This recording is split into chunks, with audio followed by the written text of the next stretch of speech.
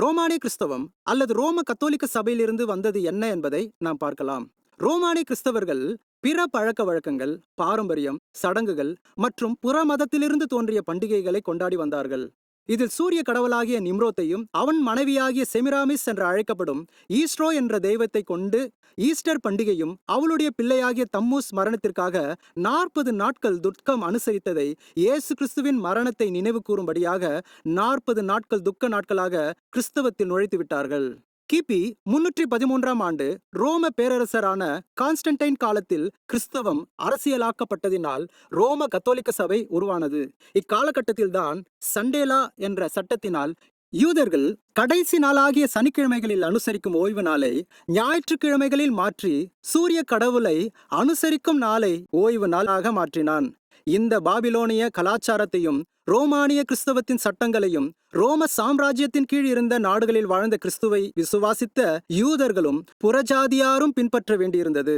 இவ்வாறு அவர்கள் வாழ்க்கை முறையிலிருந்து யூத தன்மையை நீக்கினதை நாம் பார்க்கிறோம். கிறிஸ்துவின் விசுவாசிகளான யூதர்களின் வாழ்க்கையிலிருந்து தோராவும் யூத அடையாளங்களும் அழிக்கப்பட்டது. இதைதான் பவுல் ரோமர் 11ஆம் அதிகாரம் 17ஆம் வசனத்திலிருந்து 21ஆம் வசனம் சொல்லுகிறபடி, சில கிளைகள் முறித்து போடப்பட்டிருக்க காட்டு ஒலிவ மரமாகிய நீ அவைகளிலிருந்த இடத்தில் ஒட்ட வைக்கப்பட்டு ஒலிவ மரத்தின் வேருக்கும் சாரத்துக்கும் உடன் பங்காளியாய் இருந்தாயானால் நீ அந்த கிளைகளுக்கு விரோதமாய் பெருமை பாராட்டாதே. பெருமை பாராட்டுவாயானால் நீ வேரை சுமக்காமல் வேர் உன்னை சுமக்கிறதென்று நினைத்துக்கொள். நான் ஒட்ட வைக்கப்படுவதற்கு அந்த கிளைகள் முறித்து போடப்பட்டதென்று சொல்லுகிறாயே, நல்லது. அவிசுவாசத்தினாலே அவைகள் முறித்து போடப்பட்டன. நீ விசுவாசத்தினாலே நிற்கிறாய். மேட்டிமை சிந்தையாயிராமல் பயந்திரு. சுபாவ கிளைகளை தேவன் தப்பவிடாதிருக்க உன்னையும் தப்பவிட மாட்டார் என்று எச்சரிக்கையாயிரு.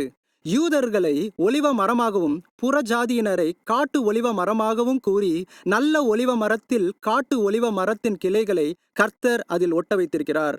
நல்ல ஒலிவ மரத்தினுடைய சாரம்தான் ஒட்ட வைக்கப்பட்ட கிளைகளுக்கு செல்ல வேண்டுமே தவிர, மாறாக கிளைகள் மூலமாக வந்த பாதிப்பு நல்ல ஒலிவ மரத்தை கெடுத்துவிட்டது.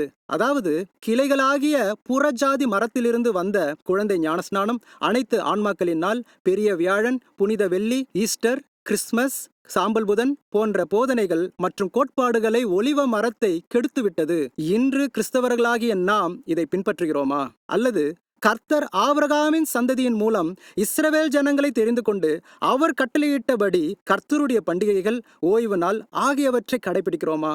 வேதத்தில் உள்ளபடி நாம் வாழ அழைக்கப்பட்டிருக்கிறோம் என்பதை சிந்தித்து பாருங்கள். கர்த்தர் உங்களை ஆசீர்வதிப்பாராக. ஆமென்.